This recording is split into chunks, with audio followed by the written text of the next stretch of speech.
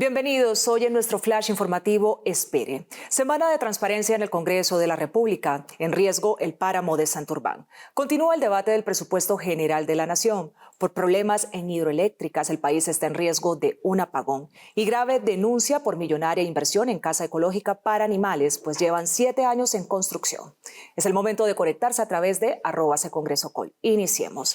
La multinacional Minesa continúa interesada en obtener licencia ambiental, esta vez para realizar mediana minería en el páramo de Santurbán a través de la construcción de una represa de releves, lo que pone en riesgo la principal fuente hídrica que surte de agua a Bucaramanga. La alerta la emitió el senador Fabián Díaz. Sostuvo que la multinacional Minesa pretende hacerle el quite a la norma al buscar licencia no para gran minería, sino para mediana minería y obtenerla a través de la Autoridad Ambiental Regional y no a través del ANLA. Lo que hacen es que ya no sea el ANLA la que apruebe la licencia ambiental, sino sea la Autoridad Ambiental de la CMB, que tiende a ser mucho más flexible en torno a la aprobación de las licencias ambientales. Según el legislador santanderiano, no solo se pone en riesgo la sostenibilidad del páramo de Santurbán, sino también que el proyecto generaría desplazamiento a decenas de familias de la zona. Esto es muy preocupante porque además de poner en riesgo el agua de la cual dependen más de 3 millones de habitantes, pondrían en riesgo las familias que allí habitan en desplazamiento. Así que hacemos la advertencia a la Agencia Nacional de Minería para que replantee la aprobación a este proyecto. Otra preocupación es que al construir una represa de relaves en cercanías a la principal fuente hídrica que surte de agua a Bucaramanga, se pondría en riesgo el abastecimiento del preciado líquido en la capital santanderiana. ¿Qué son los relaves? Son los desechos tóxicos de las minas, y esta, según la proyección del trámite de licenciamiento ambiental que ya ha venido buscando o enviando a las diferentes autoridades ambientales, quedaría al borde de una cuenca hídrica que es la que depende el agua de Bucaramanga. Ante este nuevo panorama que pondría en riesgo el páramo de Santurbán, ya se preparan protestas sociales y para este viernes 27 de septiembre se realizará la primera audiencia pública en el auditorio del acueducto de Bucaramanga a partir de las 2 de la tarde. Y en la semana de la transparencia, senadores opinan sobre mecanismos que lleven a una gestión ideal. Veamos. La primera es la rendición de cuentas. El gobierno tiene que estar, todas sus entidades tienen que estar rindiendo las cuentas de lo que están haciendo, de lo que están ejecutando. Lo segundo es la ciudadanía. La ciudadanía es muy importante. Las veedurías y todo lo que tenga que ver con la ciudadanía es muy importante. Y el tercer pilar son los medios digitales, los medios de comunicación. Hoy en día nos hemos enterado de muchísimos temas de corrupción, es por medio de los medios de comunicación. En otras noticias, las comisiones económicas conjuntas del Congreso negaron el monto del presupuesto general de la Nación. Mientras tanto, el gobierno sigue buscando acercamientos para evitar que termine siendo decretado por el presidente de la República. Senadores de las comisiones económicas explicaron qué es lo que ha pasado hasta el momento con el trámite del presupuesto general de la Nación. El senador Carlos Meisel dijo que el monto fue negado y sugirió al presidente de la República reajustar la cifra aforada hoy en 523 billones de pesos. Tiene que arrancar con lo que le tocó recortar este año. Arranquemos por ahí.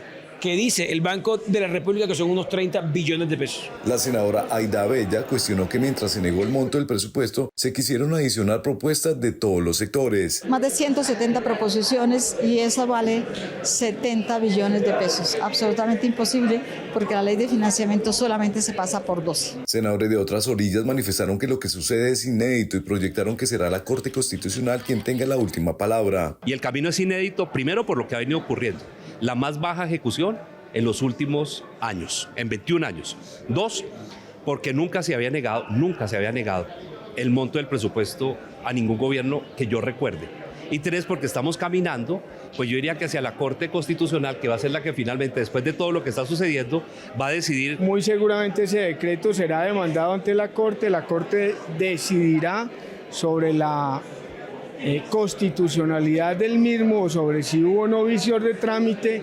En caso de que la Corte llegara a declarar ese decreto como inexequible, tendrá que aplicarse el presupuesto vía decreto por repetición, es decir, no el radicado el 20 de julio, sino el de la presente vigencia, el del 2024. Si la Corte lo decide tumbar, no será porque en la ponencia se le reduzcan montos o rubros, por ejemplo, al Ministerio de la Igualdad que no ejecuta o a otras entidades que aparecen con unos rubros elevados sin que corresponda a lo que han ejecutado el plan de desarrollo. Si no se logran consensos definitivos hasta el 20 de octubre, entonces al día siguiente el presidente de la República lo despedirá vía decreto y será la Corte Constitucional quien dé viabilidad o no al presupuesto para la vigencia 2025. El fenómeno climático que atraviesa nuestro país y los retrasos en megaproyectos energéticos son algunos de los aspectos que han intensificado la posibilidad de que Colombia en el 2025 sufra apagones generalizados. Así lo denunció el senador David Luna ante el poco interés del gobierno nacional al no tomar decisiones técnicas basadas en la evidencia. El senador ha insistido que Colombia se encuentra ante un inminente peligro de apagón general para el 2025. El fenómeno del Niño, los aplazamientos en proyectos de generación de energía eólica, entre otros, acercan más estas posibilidades. El 22 de marzo del pasado 2023 hice un debate de moción de censura a la entonces ministra de Minas, Irene Vélez. En esa intervención advertí el cóctel explosivo que enfrenta el país en el sector eléctrico y que nos puede llevar a un apagón. El aumento en las temperaturas, los bajos niveles de los embalses en Colombia son solo algunas de las 5 alertas expuestas al ministro de Minas y Energía, que puede causar un apagón eléctrico como el vivido en la época de los 90. La primera, los retrasos en la puesta en marcha de las líneas de transmisión. La segunda, el incumplimiento del gobierno del presidente Petro en el pago de los saldos de la opción tarifaria. Hace 3 meses ya, en la ciudad de Barranquilla, el presidente se comprometió a pagar los saldos, pero hasta el momento no lo ha hecho. Ante la oferta de energía que no crece al mismo tiempo que la demanda, el congresista aseguró que para el 2025 la energía no sería suficiente para garantizar el servicio a los colombianos. Estuvimos a punto de sufrir un apagón, pero el riesgo no se ha ido y sigue totalmente latente. Casi 18 meses después de insistentes llamados, XM, que es el director de orquesta del sistema energético en Colombia, alertó de manera contundente que Colombia enfrenta una crisis. El fenómeno del Niño haciendo de las suyas las demoras en proyectos de transición energética que alcanzan solo el 40%, entre otras alertas, ha generado para el senador un cóctel explosivo a punto de estallar. En la Semana de la Transparencia, los senadores se expresaron con relación a ello. Veamos. Es que no es Colombia, es la sociedad y no es la política, es lo político. La política es un arte, lo político es los que hacemos lo político. Ahí hay una grave relación, y hay una grave relación no solo de lo público, sino del contratista. Entonces ahí está el límite con lo privado. Hay una sociedad que está enferma, que es adicta a la corrupción y que le gusta decirle al político, bueno, ¿y cómo me va a ayudar con un contrato? Y en el estrato bajo le dicen, me va a poner la volquetica a trabajar en el túnel. O el que está en el estrato alto le dice, me va a meter la empresa a contratar en el túnel. Eso no se modifica, porque cuando uno tiene la conducta de tener un equilibrio en esos aspectos, le dicen a usted es mal político. O sea, el que trata de hacer bien las cosas es mal político, y el que tiene el negocio por debajo de la mesa es buen político. Es muy triste, los valores están trastocados en esta sociedad. Lo primero que hay que cambiar es la manera de una sociedad de ver el presente y el futuro, y entender que no todo es plata, que todo no es negocio. Y en otras noticias, la senadora Andrea Padilla denunció una millonaria obra que cumple más de 7 años en construcción. Se trata de una estructura de gran envergadura que se convertiría en la solución efectiva para la atención y prevención de nuestros animales domésticos y en estado de abandono, denominada Casa Ecológica para Animales. La senadora manifestó que esa obra inició en el 2017 bajo un valor de 25.000 millones de pesos. 7 años después superó los 44.000 y paradójicamente, sus diseños para edificar las escaleras y pasarelas no fueron entregadas por la contratista. O sea, hicieron el primer y el segundo piso, pero no las escaleras para conectarlos. De verdad que esto no cabe en la cabeza. 3 modificaciones, 11 suspensiones, hallazgos administrativos, entre otras investigaciones, y ahora se prevé una nueva edición de más de 9.000 millones de pesos para finalizar sus obras que avanzan en un 87%.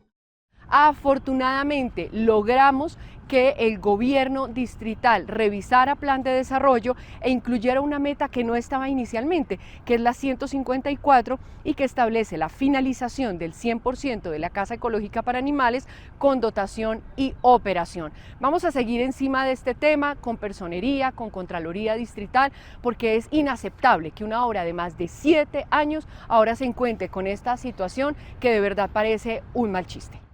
Mencionó que han pasado casi 4 administraciones a cargo de la Secretaría de Ambiente y los animales continúan hacinados en una unidad de cuidado especial. Con esto llegamos al final de esta emisión. A ustedes gracias por preferirnos. No olviden seguirnos en nuestras plataformas digitales donde nos encuentran como @ccongresocol, en nuestro canal de WhatsApp como Canal Congreso Colombia. Además, los invito a descargar la app Mi Senado. Hasta pronto.